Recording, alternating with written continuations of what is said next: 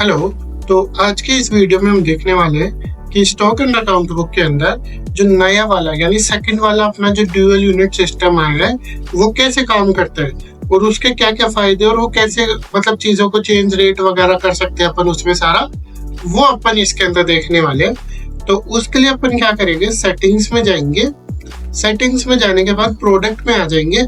यहाँ पे ऑप्शन होता है शो ड्यूअल यूनिट्स, तो इसको चालू कर दूंगा मैं। और ये जो ऑप्शन है show second unit pricing column in invoicing, इसको भी चालू कर दूंगा।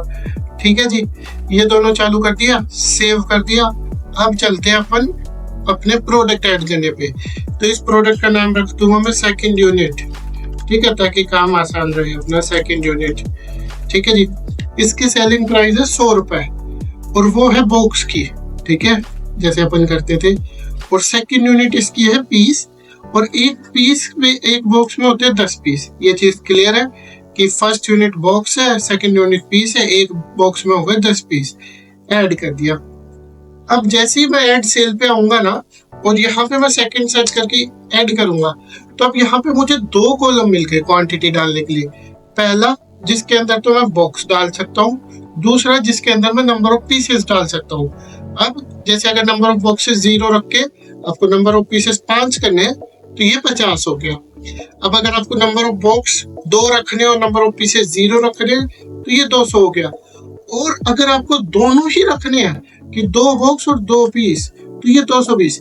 यानी इसके अंदर आप सिर्फ बॉक्स भी बेच सकते हो, सिर्फ पीस भी बेच सकते हो, बॉक्स प्लस पीस दोनों भी बेच सकते हो एक ही यूनिट के अंदर।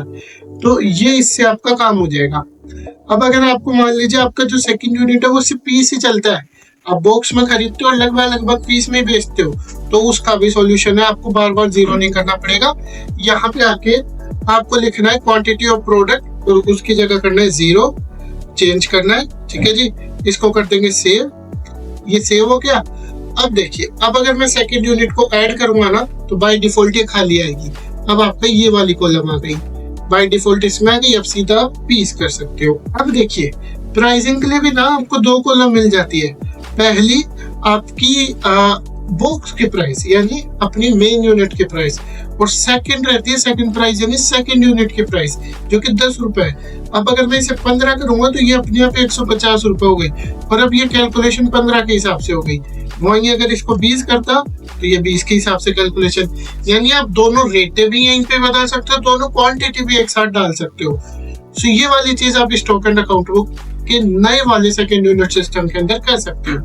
ठीक है, ये दोनों चीजें आप यहाँ पे डाल सकते हो। ये क्वांटिटी हो गई आपकी, ये सेकंड प्राइस हो गई, और ये डाल दिया। अब अगर आप चाहो कि ये वाली प्राइस चेंज हो जाए तो ये वाली प्राइस भी चेंज करके अब आपको ये वाली प्राइस मैन्युअली करनी पड़ेगी। अगर ये करोगे तो ये दोनों तरफ काम करेगी, और अगर ये करोगे तो ये एक तरफ ही काम करेगी। तो ये आपका ये रहता है। तो अगर आपको सिर्फ पीस की चेंज करनी हो तब यहाँ पे करें, और अगर सिर्फ बॉक्स की करनी हो तो वो यहाँ पे करें आप। ठीक है जी, ये वाली चीज हो गई। उसके बाद ये यूनिट अपनी आ गई। ठीक है, अब ये तो बात हो गई। अब ये देखिए, अगर मैं यहाँ पे 20 पीस कर देता हूँ ना, ठीक है, इसको हटाते हैं, इसको सिर्फ 20 पीस करते हैं, इसको 0 कर देते हैं, तो 20 पीस के 400 रुपए हो गए।